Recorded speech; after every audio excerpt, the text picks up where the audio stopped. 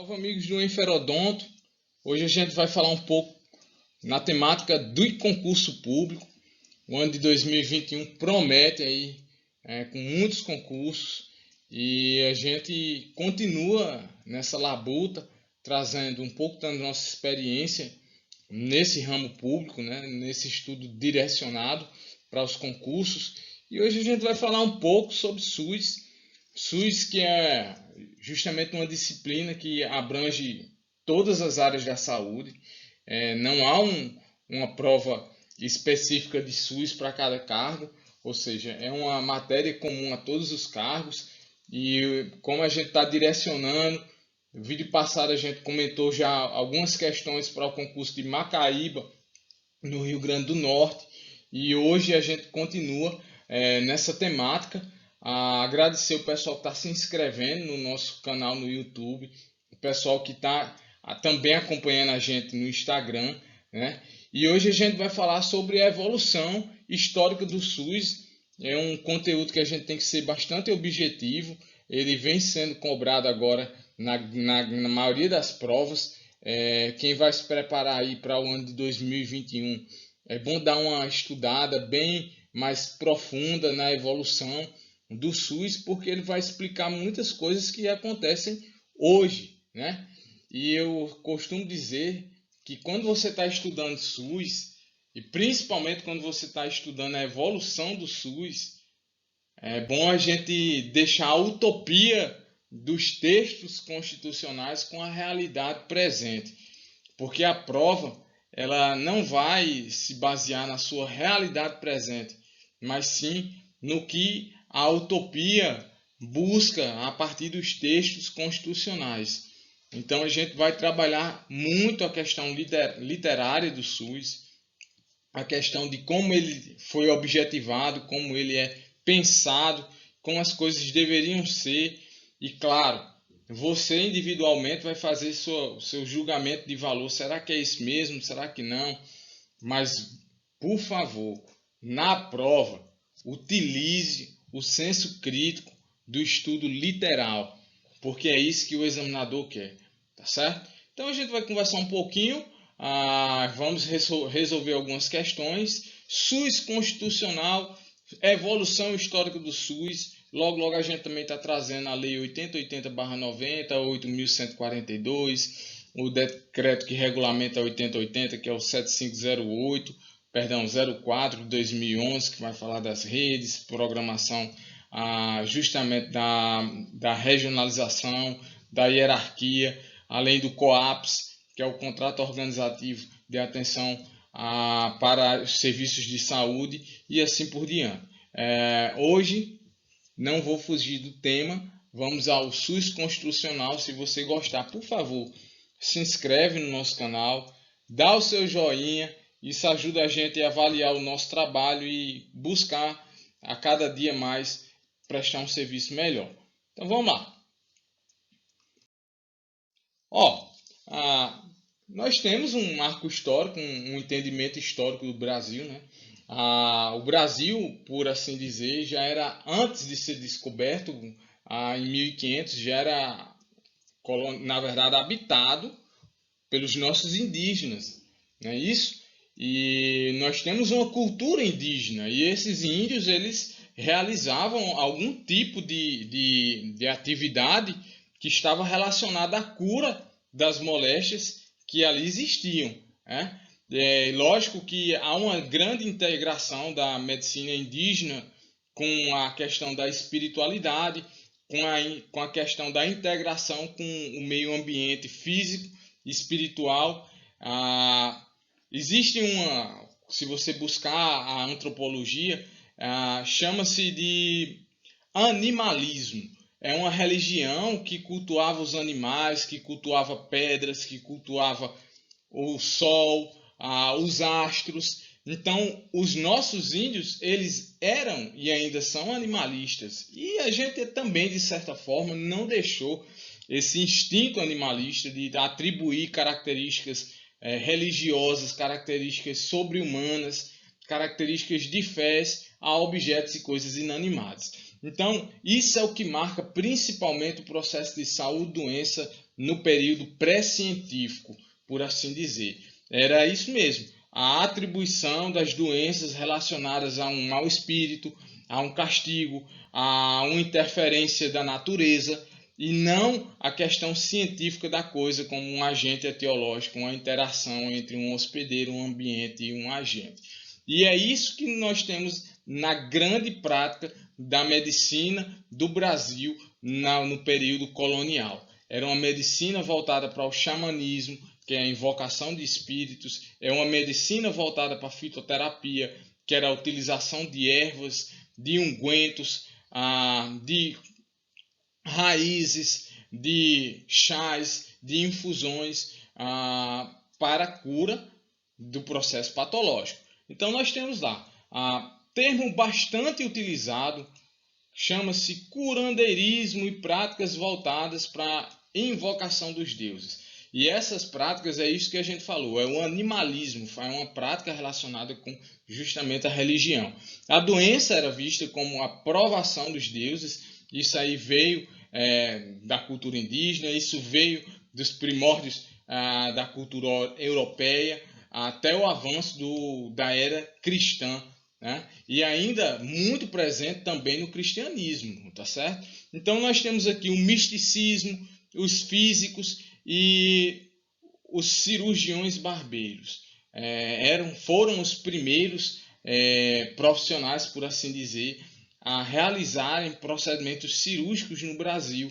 As famosas sangrias, eles além de extraírem dentes, também realizavam alguns processos cirúrgicos, como sutura, a drenagem de sangue para acreditava-se que através da sangria melhoraria o quadro patológico daquele indivíduo.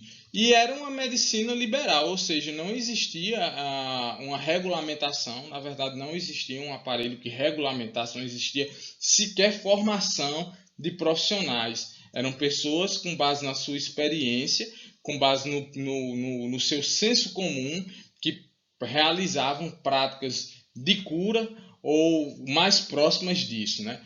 E aí acontece que com a vinda dos primeiros colonizadores, eles trouxeram alguns medicamentos da Europa, e esses medicamentos, claro, se uma coisa é uma especiaria, é uma raridade, é um instrumento que não existe no mercado, ali já reinava a lógica capitalista da coisa. Ou seja, quem tinha acesso às boticas, aos boticários, às preparações farmacêuticas, às preparações alcoólicas, teria que pagar um alto preço. E a mercadoria daquela época era troca, na verdade era troca de bens. Você não tinha um comércio propriamente dito com entidade monetária, mas você iria trocar seus bens por outros bens. Esse comércio é chamado de escambo. E aí nós temos o quê? Uma grande epidemia, né, justamente com mortes de muitos índios. Tem um livro de Raízes da América Latina, de Galeano, Eduardo Galeano. Ele vai mostrar muito essa questão da morte indígena através das epidemias, com o contato do nativo com o homem branco. Os índios não tinham a imunidade e as doenças pestilenciais os acometiam, principalmente as doenças respiratórias, e ali era fatal. Primeiro, porque não existia uma medicina propriamente dita eficiente. Segundo, porque os tratamentos se relacionavam justamente com a questão do curandeirismo atrelado à intervenção divina, ao castigo e ao xamanismo. E terceiro, porque de fato esses índios não tinham um corpo físico resistente àqueles micro-organismos. Então houve um grande prejuízo de mortes, perdas de entidades tribais, justamente pelo contato do homem branco com o índio nativo e a transmissão desses micro-organismos em quais eles não tinham as defesas. E aí surge justamente a teoria miasmática. A teoria miasmática é uma coisa bastante cobrada em concurso público, no seu sentido literário. É uma teoria que diz que as doenças daquela época, eles acreditavam que as doenças estavam relacionadas à contaminação do ar com a matéria em putrefação, ou seja, decomposição. Um corpo em decomposição que exalava um mau odor. Esse mau odor contaminaria água, contaminaria ar, e isso era que era a gênese das doenças. Ainda não se tinha o conhecimento do agente biológico, do agente etiológico, ainda não se havia isolado os micro-organismos. Então, a teoria miasmática é uma teoria bastante... É bom vocês dar uma observação bem preciosa aí nesse conceito, porque é uma teoria que é bastante cobrada em concursos públicos. E aí, nós temos que em 1808, houve a vinda da família real. A família real saiu de Portugal e veio para o Brasil.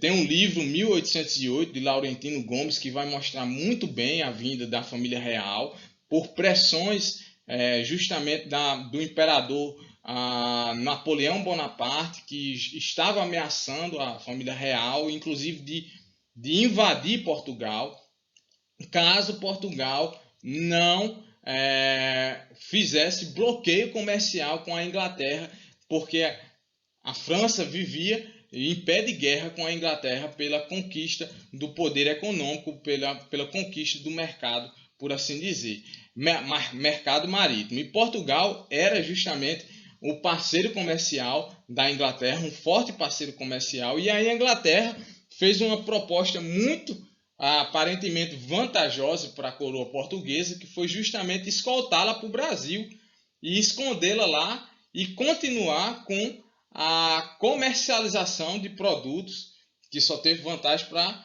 a Inglaterra, porque começou justamente com a não taxação de produtos importados da Inglaterra para o Brasil. E aí você começa a ver um grande fluxo marítimo, e nesse fluxo marítimo começam as primeiras noções do que a gente chama hoje de quarentena.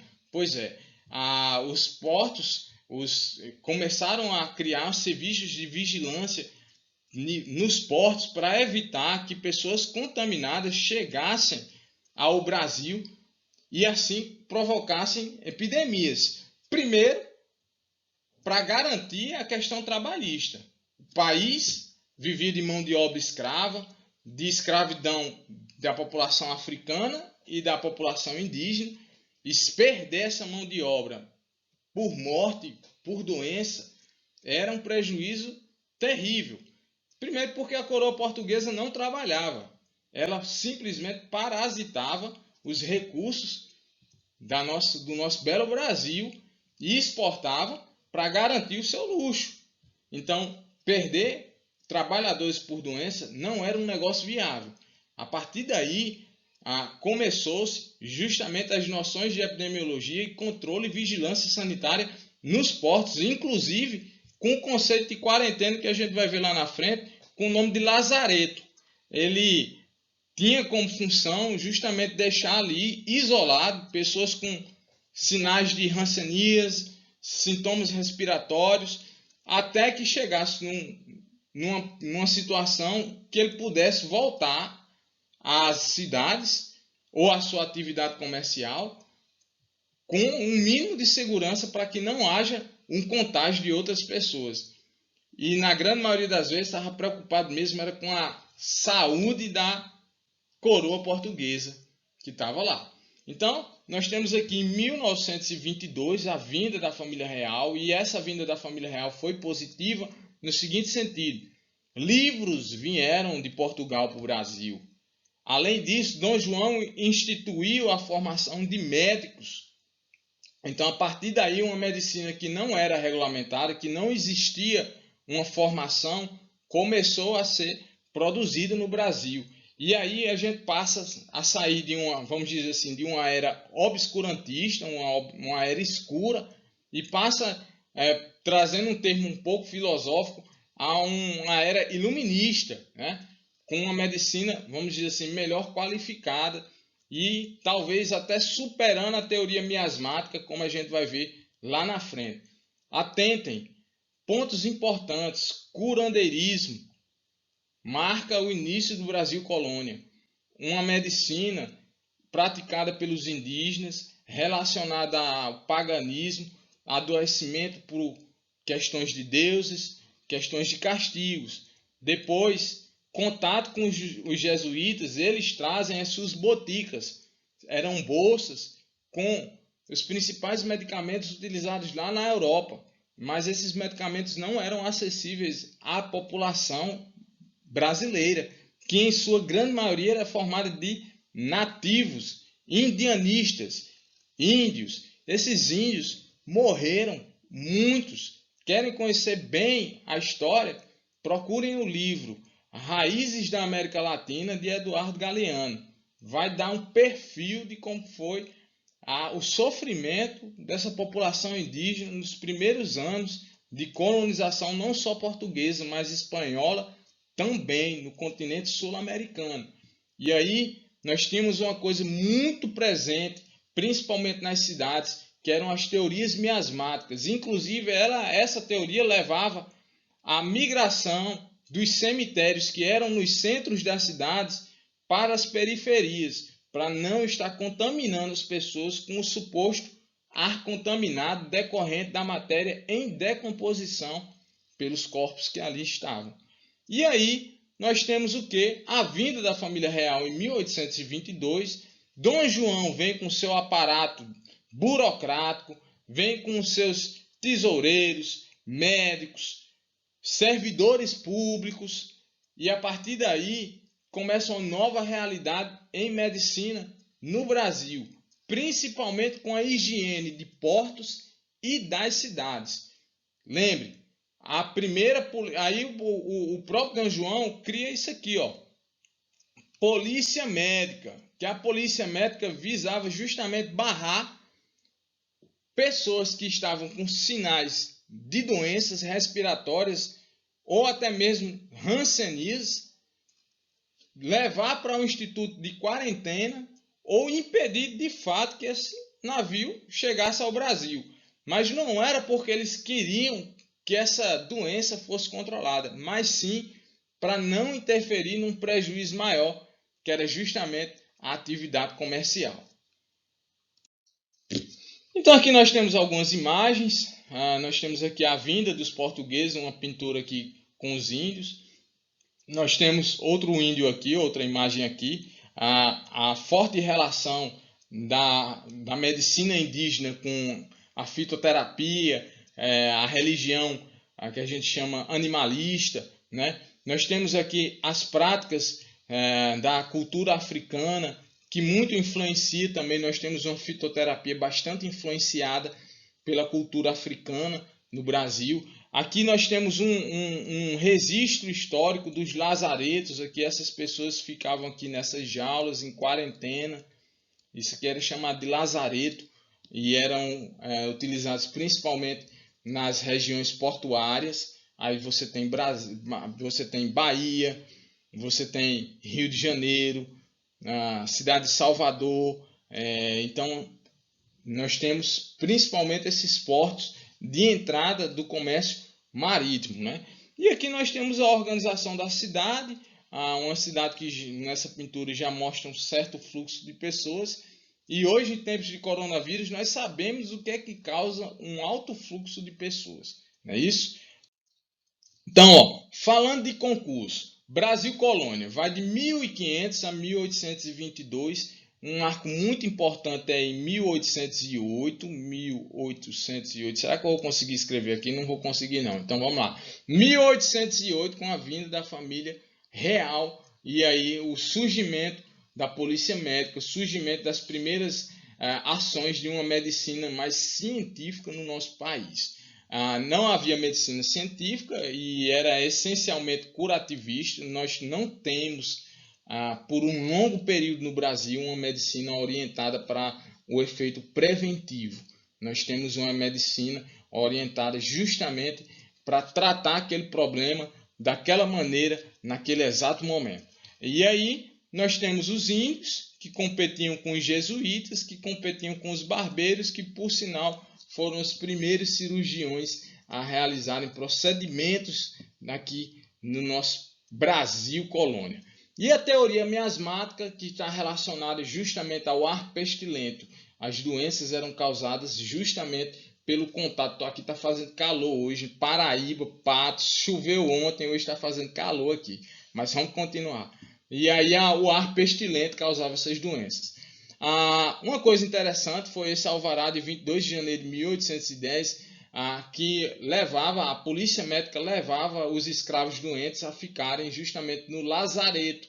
Naquela imagem que a gente mostrou ali, eles ficavam em quarentena até que se recuperassem ou houvesse uma situação mais fatalística, que é o desfecho de morte desses escravos. O Brasil, apesar de abolir a escravidão em 1888, ainda lucrou muito com o comércio informal de escravos e paga até hoje por essa mazela na sua história, com a dificuldade justamente da questão cultural, da questão social, da questão econômica, das nossas raízes, não é isso? E aí nós temos outra observação, que é o controle de epidemia nos portos. Lembre-se que se era uma medicina curativa, não tinha a intenção preventiva, esse controle de epidemias tinha um foco econômico. Não esqueçam disso na sua prova. E a limpeza do centro das cidades, que decorre justamente dessa ideia miasmática, da higienização das cidades para evitar esses gases pestilentos. E não havia interesse de saúde da população, mas sim a proteção da família real, ou seja, tudo era interesse para garantir a qualidade de vida, o luxo da nobreza portuguesa e ainda assim preservar a atividade comercial para que o Brasil tivesse uma boa impressão de um país legal de se comercializar com os outros parceiros comerciais, especialmente a Inglaterra. A Inglaterra colocou aqui até patins de gelo. Acharam nos registros históricos uma grande quantidade de patins de gelo e o Brasil, como improvisa tudo, utilizou um patins de gelo como um instrumento de corte, já que aqui não neva. Vamos passar aqui. Nós temos agora o país Brasil Império, que vai de 1822 a 1889, e o grande marco disso aí é justamente a proclamação da República, né? Nós temos, a independência do Brasil. Dom Pedro aí proclama nas margens do rio Ipiranga a independência do Brasil, tá? E o dia do fico, não mudou muita coisa. Nós temos aqui o combate às doenças transmissíveis. Como o país era um país tropical, nós tínhamos uma alta incidência de febre amarela, o nosso famoso Aedes aegypti, não é isso? Mas aí houve a superação da teoria miasmática para essa teoria chamada era bacteriológica, surgimento da tríade agente, meio ambiente e hospedeiro, e o isolamento justamente da bactéria, o agente etiológico, o descobrimento da penicilina e do microscópio. Então nós temos aqui uma teoria chamada teoria da unicausalidade. Isso aí é uma coisa muito importante também para a questão dos nossos estudos, porque lá na frente, e principalmente quando você começar a estudar o SUS constitucional, a partir do artigo constitucional, salvo engano, 1996, e a própria Lei 8080/90, já traz que a saúde é causada por uma série de fatores, ou seja, a teoria multifatorial. Mas no Brasil colonial e no Brasil império, reinou-se a teoria unicausalidade, ou seja, a doença era causada por um único agente específico. Então, febre amarela, se ele descobrisse que a febre amarela foi causada justamente pela transmissão do Aedes aegypti, então a causa da febre amarela era exterminar o Aedes aegypti. Essa era a visão unicausal da coisa. E nós sabemos que há uma evolução, mas essa teoria unicausal ainda sustenta a visão da medicina curativista e não preventiva. E aí as principais doenças da época eram a sífilis, muito relacionada à vida sexual, né? Inclusive acredita-se que Dom Pedro I tinha sífilis, a varíola, febre amarela, tuberculose, hanseníase e as endemias rurais. Que, vejam bem, se a gente observar, essas doenças estão rompendo os anos, o espaço temporal. Nós hoje ainda temos epidemias de sífilis, a varíola está erradicada, mas nós temos ainda casos de febre amarela, nós temos casos, eu trabalho na atenção básica, casos de tuberculose, casos de hanseníase e as endemias rurais, as doenças muito relacionadas à questão do acondicionamento da água, das parasitoses, essas até que evoluíram mesmo, hoje é praticamente erradicado através dos programas de saúde pública, a vermifugação, o saneamento da água, o tratamento da água, e a melhoria das condições econômicas da população brasileira, né? Mas outras vêm vencendo sim o tempo e o espaço. Então, o país, o Brasil Império, é marcado entre o período de 1822 até 1889 e as principais características que você leva para a sua prova são essas. Gente, vou frisar novamente 2 pontos. Era bacteriológica, com o descobrimento do agente etiológico, que leva à teoria da unicausalidade. As doenças tinham um único causador. Isso vai perdurar por algum tempo, tá certo? E aí, nós temos aqui a proclamação da República, perdão, só quer dizer isso, né? É a proclamação da independência do Brasil, rompimento do Brasil em tese, né? Com a coroa portuguesa, e aí Dom Pedro assume como imperador do Brasil. Aqui nós temos o Alexander Fleming, descobridor aí da penicilina. Aqui nós temos um microscópio rudimentar, óptico, não é isso? Aqui a sustentabilidade da teoria unicausal através do descobrimento do agente etiológico. E aqui uma evolução.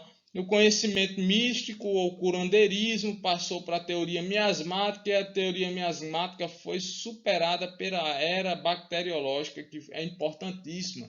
O diagnóstico laboratorial foi um grande avanço na medicina, por assim dizer. E aí nós chegamos na República Velha. A República Velha, ela vem de 1889 e vai até 1930, marca a saída do segundo reinado do Brasil, né? O primeiro reinado foi justamente com Dom Pedro I, o segundo reinado foi com Dom Pedro II, Pedro Álvares de Alcântara II. Pedro Álvares de Alcântara II morreu em, salvo engano, Portugal, decorrente de diabetes. Já o Dom Pedro I morreu de tuberculose. Eles sustentaram o império da coroa portuguesa e foram os sucessores do Dom João VI, que administrou de 1808 até 1822 o Brasil e trouxe os primórdios da primeira medicina científica e justamente o aparato educacional para começar os primeiros cursos acadêmicos no Brasil. Inclusive, ele trouxe os primeiros livros. Não existe livros antes da vinda da família real aqui no Brasil colônia. Hoje a gente falando de República Velha, nós temos justamente a proclamação da República em 1888 pelo Marechal Deodoro da Fonseca. E aí a gente tem uma característica bem marcante, que é justamente os governos dos militares, que ainda não é um autoritarismo, né, propriamente dito, não é a ditadura militar, mas o Brasil na República Velha foi justamente governado pelo nosso Marechal Deodoro da Fonseca. Depois teve Floriano Peixoto, como era conhecido como Marechal de Ferro. E nesse ponto aí surgiram algumas coisas interessantes. Primeiro é o avanço da era bacteriológica, e aqui nós frisamos o surgimento dos laboratórios de diagnóstico no Brasil. Começou a avançar isso aí, o surgimento de eletricidade, a organização das cidades e o avanço da medicina científica, né? E aí nós temos uma medicina higienista e os modelos campanistas e sanitaristas. Atentem muito bem para esse nome, modelo campanista sanitarista. O que é isso, segundo? Era um modelo realmente em que começava um surto de uma doença lá, então os agentes de saúde pública iam tentar intervir no controle e disseminação daquela doença. Não existia uma medicina preventiva, mas o próprio modelo campanista sanitarista, de certa forma, trabalhava com algum tipo de prevenção. Estou um pouco suado aqui, mas a gente vai continuar. Não para não, tá certo? E aí, A medicina, esse tipo de organização, leva justamente à organização e planejamento das cidades, justamente as noções de saneamento básico, de esgotamento de águas fluviais, e as doenças em destaques eram cólera, peste bubônica, varíola, tuberculose, hanseníase, ou seja, muitas das doenças que já estavam presentes no Brasil colônia e no Brasil império, que ainda estão presentes hoje, vamos dizer assim, no Brasil moderno, né? E aí nós temos aqui dois grandes vamos dizer assim, protagonistas do Brasil República Velha, que é justamente o Oswaldo Cruz e o Carlos Chagas. O Oswaldo Cruz ele assume o que a gente hoje tem por Ministério da Saúde. Ele era um médico sanitarista e ele assumiu justamente para o controle da febre amarela no Brasil. Mas a gente vai ver lá na frente que Oswaldo Cruz vai se envolver num processo de vacinação compulsória, em que a população do Rio de Janeiro não gostou muito dessa história de tomar vacina de forma coercitiva e levou um movimento social, um movimento até mesmo violento, que foi conhecido como a revolta da vacina. Marquem esses dois pontos, porque são muito importantes e muito bem cobrados em provas no que se trata de evolução histórica do SUS. Revolta da vacina. Oswaldo Cruz está relacionado a esse evento e ele também assume justamente a pasta do que a gente tinha naquela época, que era a representação do Ministério da Saúde hoje. Então ele era o diretor-geral de saúde pública, isso foi em 1904, ele veio para o combate à transmissão da febre amarela e criou essas medidas jurídicas impositivas. Essas medidas eram caracterizadas pela obrigatoriedade de notificação das doenças, especialmente nos portos, a vacinação obrigatória, que levou à revolta da vacina, e a vigilância sanitária nos portos aí de forma mais organizada, de forma mais sistemática. E aí nós temos em 1920 Carlos Chagas, ele vai ser o sucessor de Oswaldo Cruz, e o Carlos Chagas ele vem com uma proposta diferente, que é justamente a educação e saúde. Além disso, nós ainda estávamos com a teoria da unicausalidade. Lembre, o principal modelo de assistência à saúde na República Velha era um modelo sanitarista e campanista. Então era um modelo curativista que agia justamente quando acontecia surtos, epidemias, para o seu controle. Eu estou suando. E aí depois nós temos a sucessão com o Carlos Chagas, e ele era um pesquisador, inclusive a doença de Chagas, o Trypanosoma cruzi, né, por assim dizer, foi descoberto por ele, recebe esse nome, né, doença de Chagas. Ele acreditava que para vencer esses problemas de saúde no Brasil, teria que se investir muito em educação e propaganda. Somente a educação das pessoas para o processo preventivo levaria à diminuição da incidência de doenças.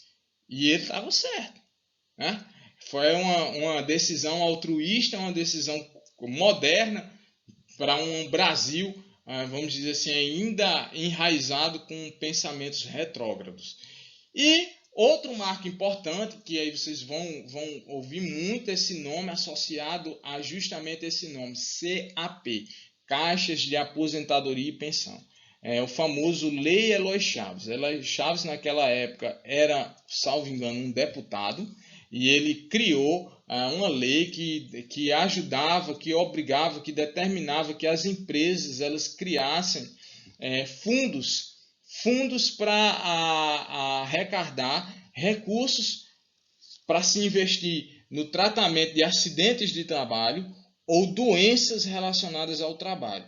Isso não era pensando muito na questão social do trabalhador, mas sim a questão econômica, porque um trabalhador doente é menos um trabalhador produtivo na sua empresa. Essas caixas de aposentadoria eram sustentadas por contribuições das empresas e também recebiam contribuições dos próprios trabalhadores. Isso aí é o marco da medicina previdenciária. Então vocês vão ver o desenvolvimento muito melhor da medicina previdenciária na era Vargas. Mas a gênese começa com essa lei Eloy Chaves, em 1923, no período da República Velha, criando as caixas de aposentadorias e pensões. Elas eram bipartites, ou seja, eram financiadas tanto pelos trabalhadores quanto pelas empresas. E só as grandes empresas eram que conseguiam ter essas caixas de aposentadoria e pensões.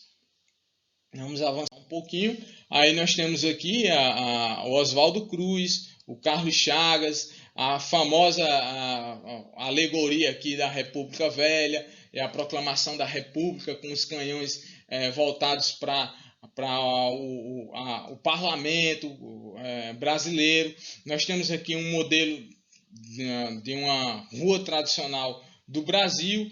A imprensa, já tinha muita imprensa no Brasil, já tinha muito jornal na República Velha. Esses jornais foram bastante censurados durante o governo de Marechal Deodoro da Fonseca, o famoso Marechal de Ferro. E aqui tem o famoso bondinho, né? O surgimento da eletricidade e a modificação dos transportes, a evolução dos transportes na época da República Velha. Então, falou de República Velha, galera, vamos lembrar de Carlos Chagas. Quando a gente fala de Carlos Chagas, vai pensar justamente na medicina voltada para a educação. Vamos lembrar de Oswaldo Cruz. Quando a gente fala de Oswaldo Cruz, vamos lembrar de 3 marcos. Primeiro, a instituição das medidas jurídicas. As medidas jurídicas determinavam a notificação de doenças, a obrigatoriedade de notificação de doença. Segundo, a vigilância dos portos. E terceiro, a polícia médica com a vacinação compulsória. Quando a gente traz esse terceiro elemento, a gente vai lembrar da revolta da vacina, que foi no Rio de Janeiro, através de uma medida de coerção de vacinação compulsória. O pessoal não gostou na época, mas isso caracteriza muito o que é cobrado em questões de concurso na figura do Oswaldo Cruz. Ambos foram diretores da saúde, um cargo que hoje é compatível com o ministro da saúde. Não é isso? Vamos avançar mais um pouco. Vamos chegar justamente sim, República Velha. Alguns pontos chaves: modelo campanista e sanitarista, modelo curativista. Oswaldo Cruz, febre amarela, diretor do Departamento Nacional de Saúde em 1923, com as medidas impositivas. Carlos Chagas foi o seu sucessor. Ele trabalhou muito essa questão da educação e saúde.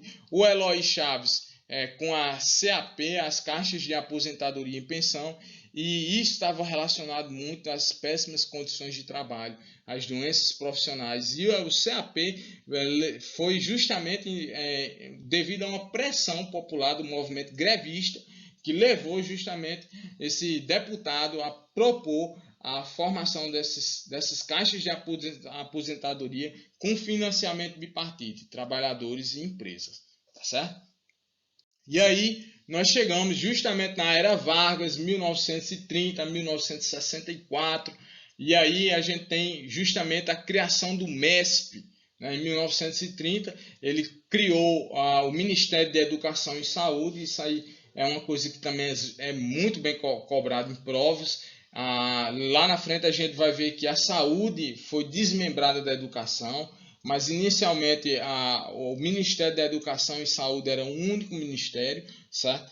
E após isso aí, o Getúlio Vargas, que era um governo populista, né? Era um governo dos trabalhadores, muitas das suas ações estavam relacionadas à medicina previdenciária. Ele viu que a saúde era importante, mas também era uma estratégia política para o seu governo. Tudo no Brasil a gente tem que relacionar com outros interesses, né? E aí, em 1933, ele criou os IAPs, os Institutos de Aposentadoria e Pensões.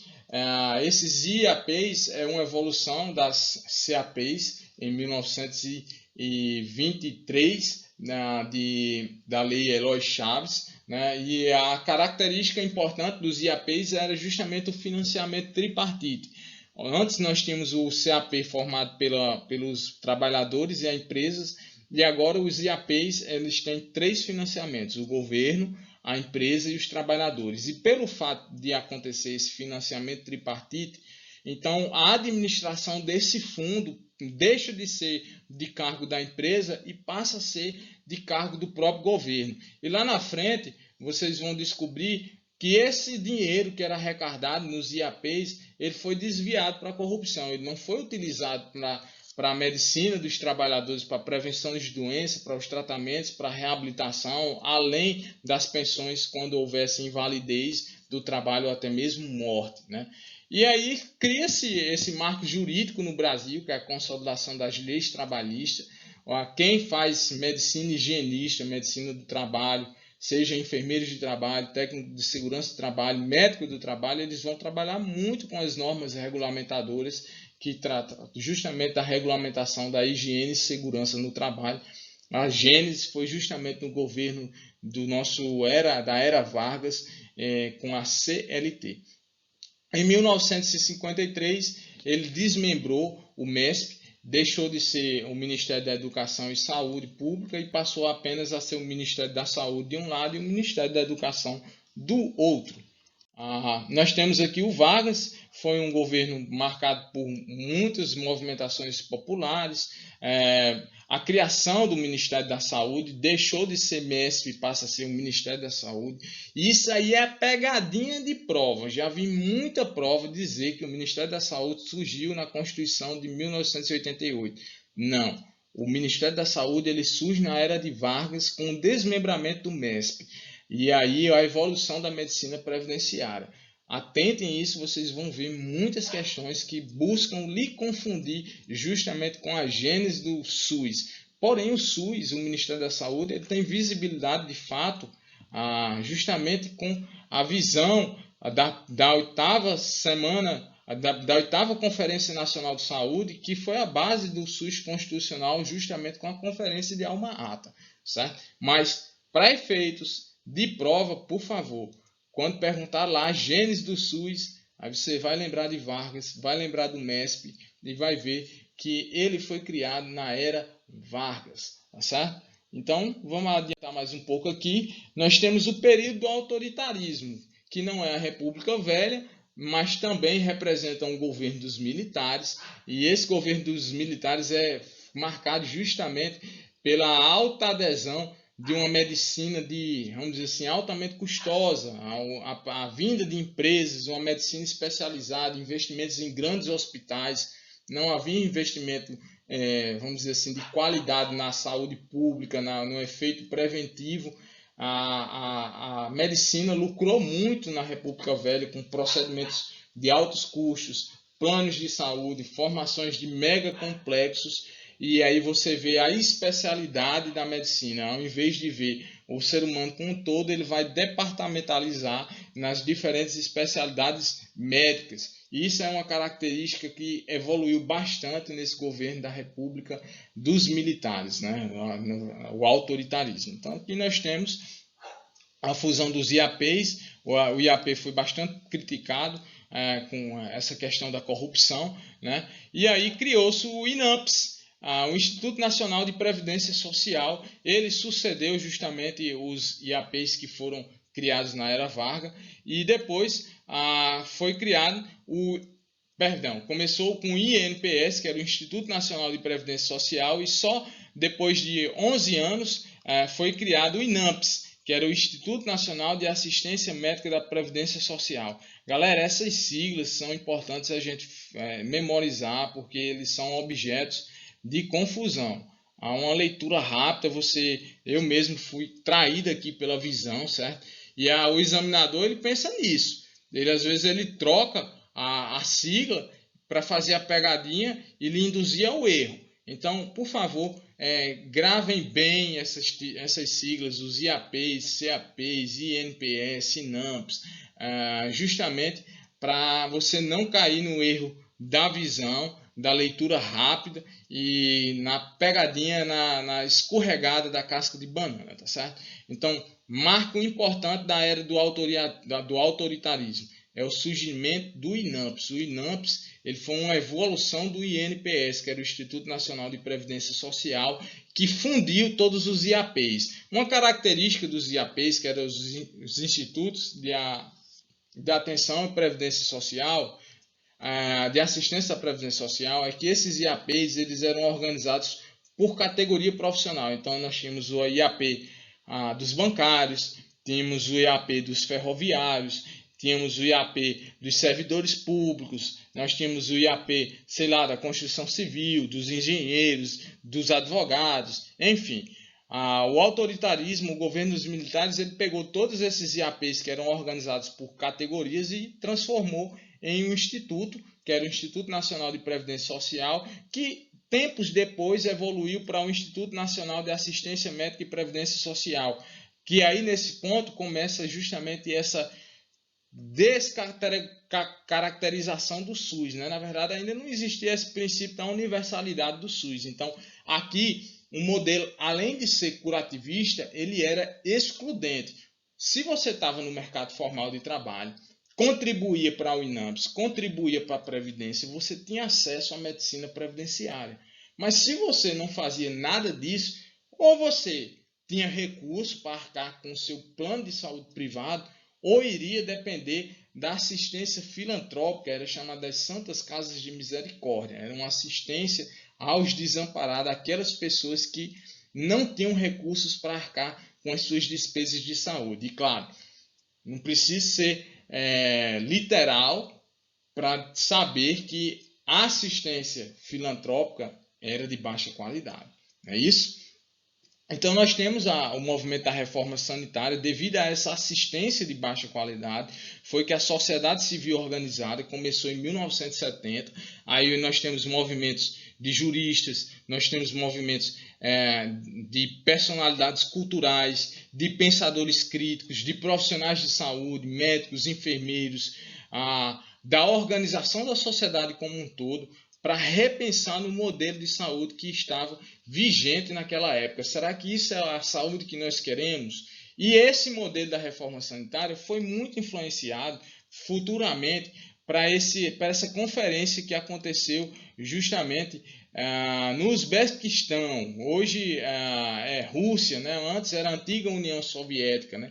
E essa conferência, a Alma Ata, ela traz eu recomendo que depois vocês leiam os tópicos da Alma Ata e você vai ver justamente muita semelhança com os primeiros artigos do SUS constitucional, do artigo 200, do artigo 198. A Alma Ata já traz a ideia do SUS como direito universal, do SUS como uma política de governo, do SUS como uma responsabilidade estatal, do SUS preventivo, do SUS com cuidados de saúde e organizados na atenção primária à saúde. Então, ele é muito importante, eu recomendo que vocês leiam, não vão para uma prova sem essa revisão da evolução histórica do SUS, sem os conceitos do SUS constitucional, que está lá na Constituição de 1988, sem os conceitos da Lei 8080/90 e da Lei 8.142. Mas muito do que tem lá desses dois marcos organizativos e regulamentórios do SUS advém dessa conferência aqui de Alma Ata, tá certo? Cai bastante em prova, cara. Cai bastante em prova. E aí nós temos o CONASP, que foi o Conselho Nacional da Administração da Saúde Pública e Previdência, e as ações integradas de saúde. E essas ações já tinham um universo descentralizado, já tinham um universo integrativo, já começava justamente a ser uma gênese do que a gente iria ver lá na frente com o nosso SUS de 1988. Então aqui nós temos os principais presidentes do regime militar, né? Aqui mostra a conferência de Alma Ata e aqui justamente o movimento da reforma sanitária, buscando uma saúde mais integrativa e menos excludente. O que marca muito essa característica é justamente uma saúde previdenciária, uma saúde burocrática, uma saúde voltada para a especialidade médica, para procedimentos de altos custos, investimentos em hospitais, investimentos em sanatórios e esquecimento da atenção primária. E aí gerou um movimento civil, que é chamado da reforma sanitária, muito influenciado posteriormente pela Conferência de Alma Ata. Então aqui nós temos a Nova República, a nova república é um período de transição até que se promulgue justamente a Constituição de 1988.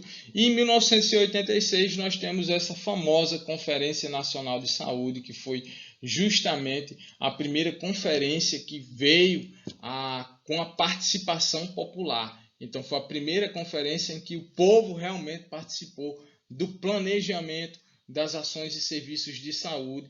Lá na frente a gente vai ver que isso torna-se um marco constitucional, que é justamente a participação da comunidade com os conselhos de saúde nas instâncias federal, estadual e municipal, e as conferências de saúde realizadas de 4 em 4 anos.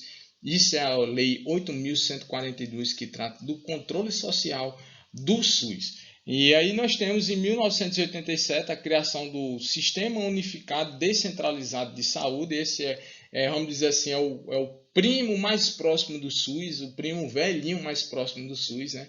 E aí nós temos em 1988 justamente o SUS que nós conhecemos hoje.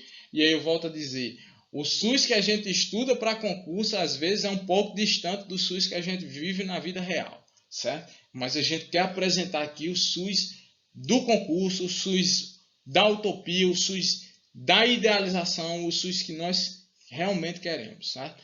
Em 1990 houve a regulamentação no governo de Fernando Collor das leis orgânicas da saúde, e você deve passar isso também, a Lei 8080/90 e a Lei 8.142.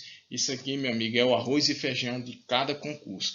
E aí a gente avança aqui com a democratização do SUS, com o SUS constitucional, com o SUDS e o marco da República Nova, não é isso?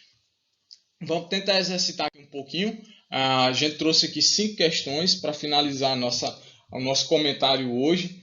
É um comentário extensivo, aqui a gente já vai com 51 minutos de história do SUS. Então vamos lá.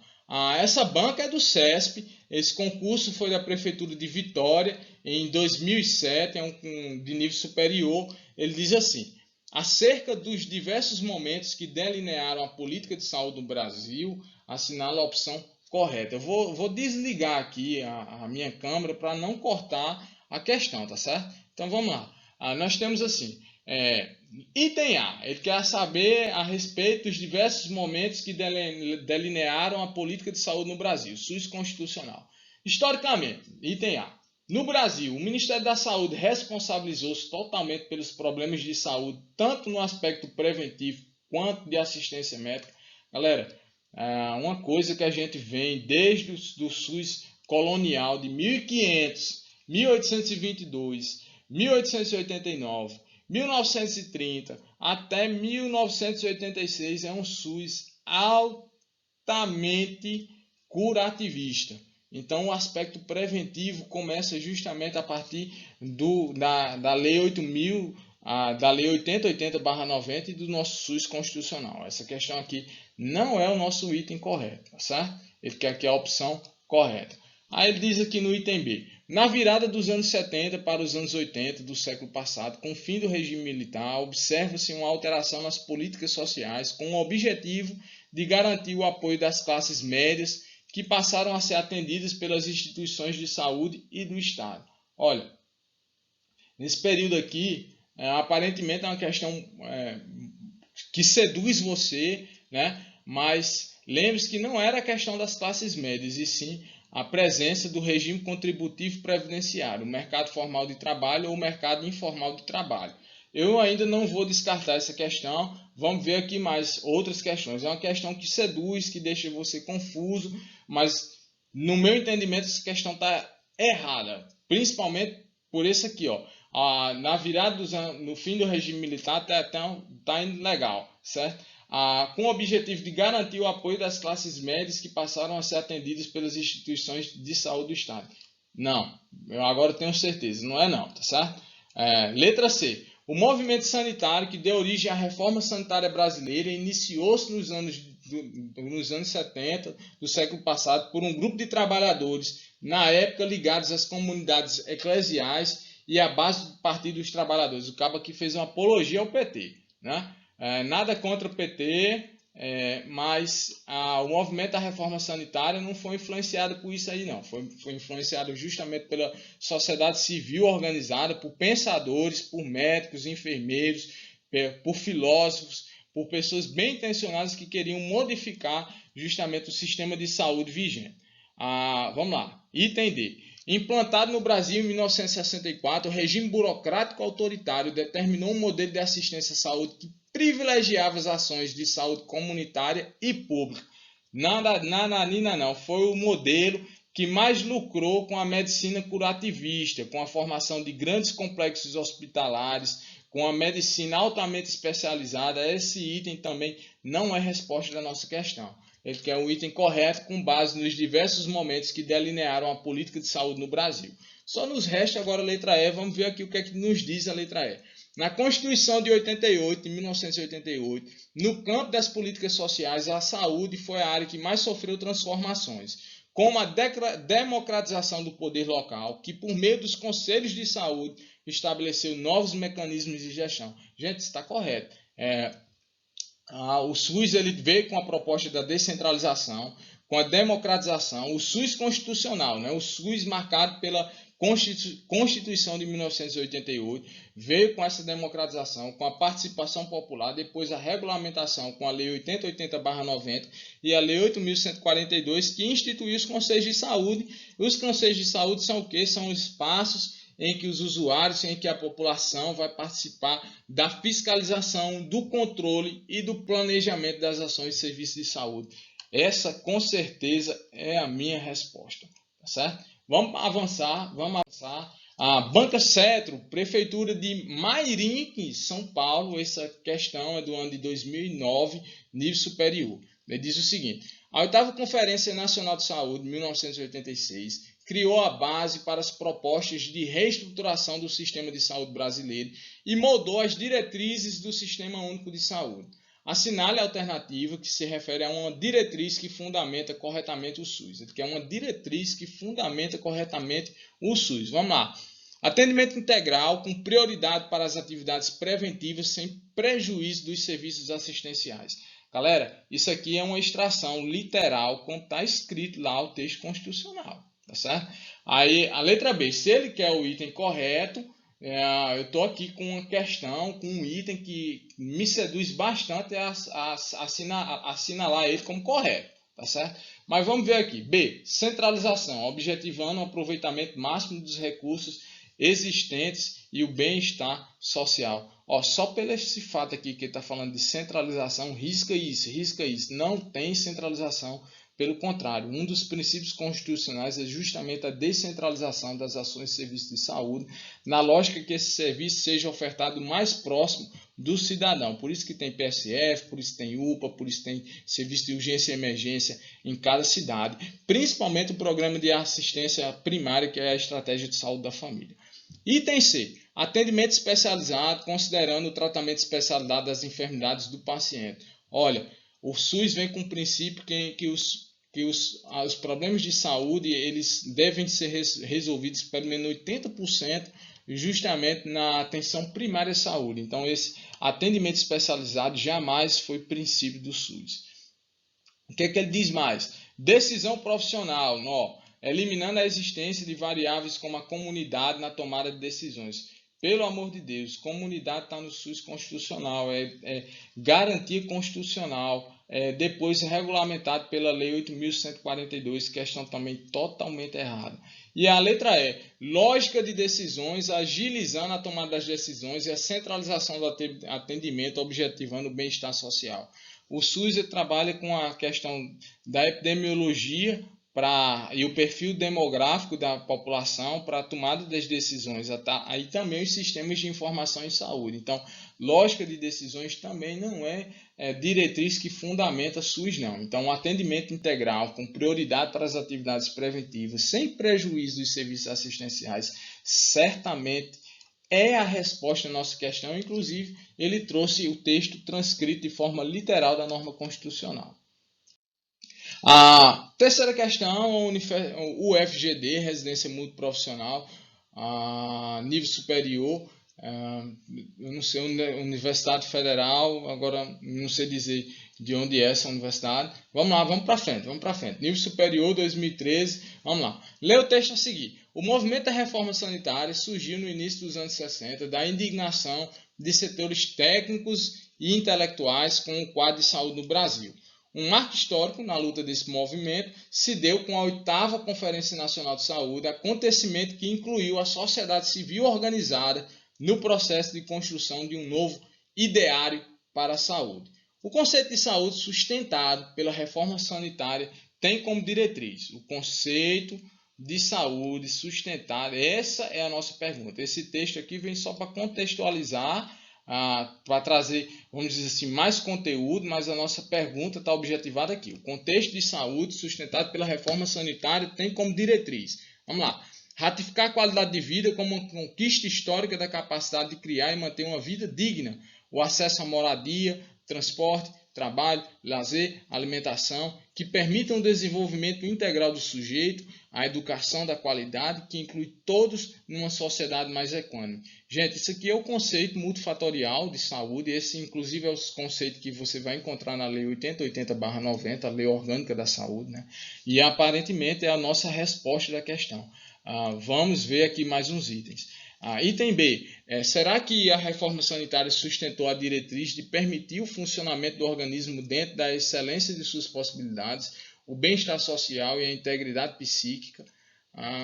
Meio estranho aqui esse item, né? Vamos lá. Combater as epidemias históricas do país, como a esquistossomose, a febre amarela, a dengue, que afetam as populações trabalhadoras e menos privilegiadas economicamente. A gente trabalha justamente, a reforma sanitária trabalhou com o conceito da multifatorialidade, né?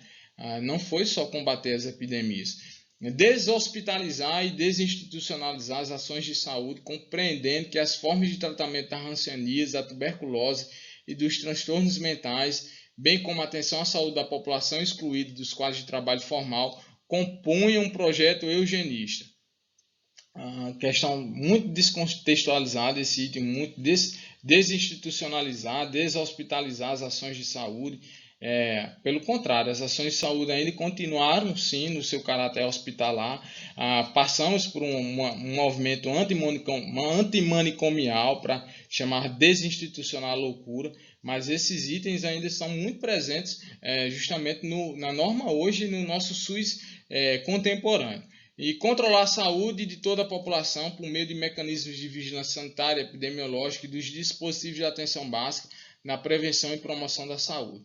Galera, ele traz umas questões para te confundir, mas o item A é o que mostra justamente um conceito sustentado pela reforma sanitária, que é o conceito da saúde como elemento multifatorial. E, inclusive, esse texto, ele é uma transcrição literal do que você vai encontrar nos primeiros artigos da Lei Orgânica da Saúde, que é a Lei 8080/90. Então, essa é justamente, sem sombra de dúvida, a resposta da nossa questão. Item letra A.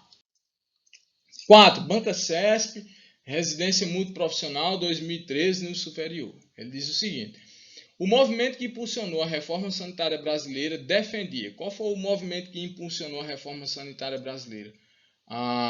Foi o movimento da reforma, né? Então ele defendia, vamos lá, um projeto contra-hegemônico de um novo patamar civilizatório capaz de viabilizar a saúde como um bem público. O movimento que impulsionou a reforma sanitária brasileira defendia um projeto contra-hegemônico de um novo patamar civilizatório capaz de viabilizar a saúde como um bem público, tanto defendia como conquistou, né? Porque aí veio o SUS constitucional a partir da reforma sanitária, do movimento da reforma sanitária, que trouxe a saúde como um bem estatal, ou seja, é dever do Estado garantir as ações e serviços de saúde, o que não exclui também a sociedade, mas a saúde ganhou sim esse status de direito fundamental e dever do Estado. Então, essa questão tem como uma afirmação correta. A Banca IADS é uma questão da EBSE 2013. Vamos lá. A organização do sistema de saúde brasileiro apresenta diversos marcos ao longo de sua história, até o estabelecimento do Sistema Único de Saúde, como é conhecido hoje. Acerca Então a gente quer aqui um item verdadeiro. Ele diz lá: o Programa de Interiorização das Ações de Saúde e Saneamento, PIAS, tinha como objetivo levar assistência à saúde aos trabalhadores rurais, até então excluídos das ações previdenciárias. Não sei, vamos lá. As ações integradas de saúde estabelecidas ao final da década de 60 do século passado formam um movimento assistencial com base nas equipes multiprofissionais de saúde. Letra C.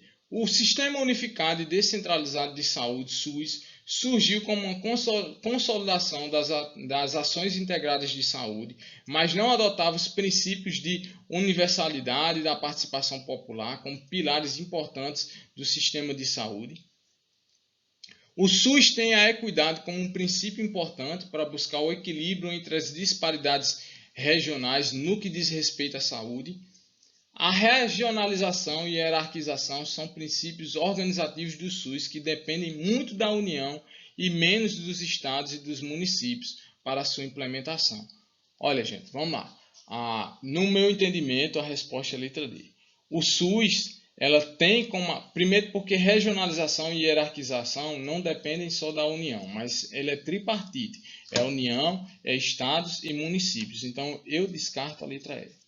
Aí ele diz assim na letra C: o SUS unificado e descentralizado de saúde, o Sistema Unificado e Descentralizado de Saúde surgiu como uma consolidação das ações integradas de saúde, mas ele não adotava a universalidade e a participação popular, ele adotava sim. Então esse item já está um pouco totalmente contrário ao que a gente conhece sobre o Sistema Único Descentralizado de Saúde. Aí ele diz: as ações integradas de área de saúde, estabelecidas no final da década de 60 do século passado, formam um movimento assistencial com base nas equipes multiprofissionais de saúde.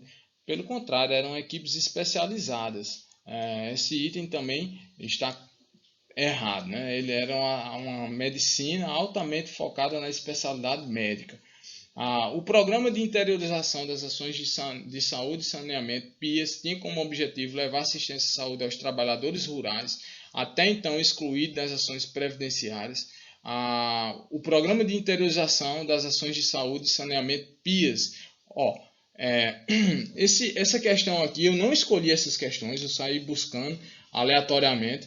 Então, assim, eu não teria conhecimento técnico a respeito dos programas de interiorização de saúde e saneamento, mas assertivamente eu iria justamente naquilo que eu tenho base de conhecimento, ou seja, o conceito de equidade, que é buscar o equilíbrio entre as disparidades regionais no que diz respeito à saúde.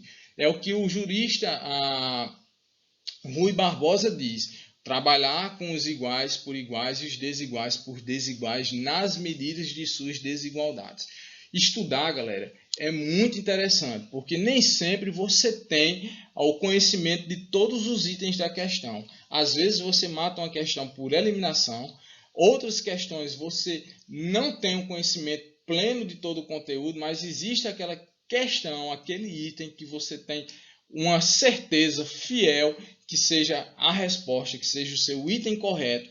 E a banca, ela quer isso, é uma transferência de conhecimento. Ela não quer que você ache 100% do conteúdo, mas ela quer que você transfira o ponto de corte ou a base necessária para que você possa estar habilitado ao exercício de uma profissão. E nesse caso, eu iria sim, e vocês vão ver que é o gabarito da questão, a letra D, tá certo? Vamos aqui. Galera, olha só. Nós vemos trabalhando em algumas questões de saúde pública. Temos um vídeo anterior que fala sobre a organização do estudo, a organização do tempo, formar uma agenda para que você crie tempo de estudo. Os 3 pilares para se passar em concurso público, ainda hoje muito bem trabalhado, é justamente a motivação, o seu objetivo. Para você ter um objetivo, você cria metas.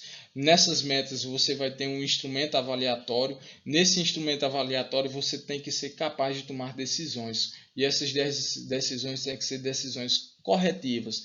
Então crie metas na sua vida, coloque, se esse for o concurso público, idealize, busque, esforce, não saia da fila.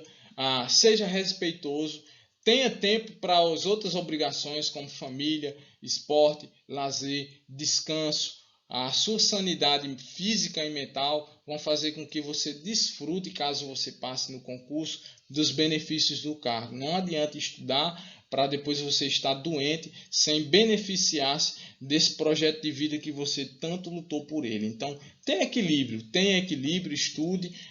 O Inferodonto vem com essa lógica de aulas um pouco descomplicadas, trazer de forma mais dinâmica os conteúdos voltados para concursos públicos e outros temas na área da enfermagem e odontologia. Hoje a gente falou sobre SUS constitucional.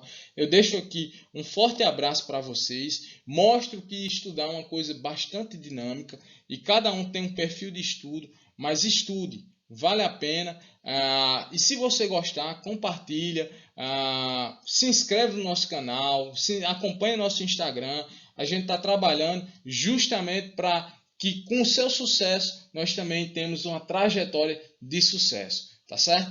Estou suado, mas ainda estou aqui na luta. Um forte abraço, bons estudos. Logo a gente está chegando com as diretrizes constitucionais, SUS constitucional, Lei 8080/90, Lei 8.142 e outras disposições. Agora, por favor, vão se exercitar, vão descansar um pouco e projeto de vida. Concurso público também é um projeto de vida.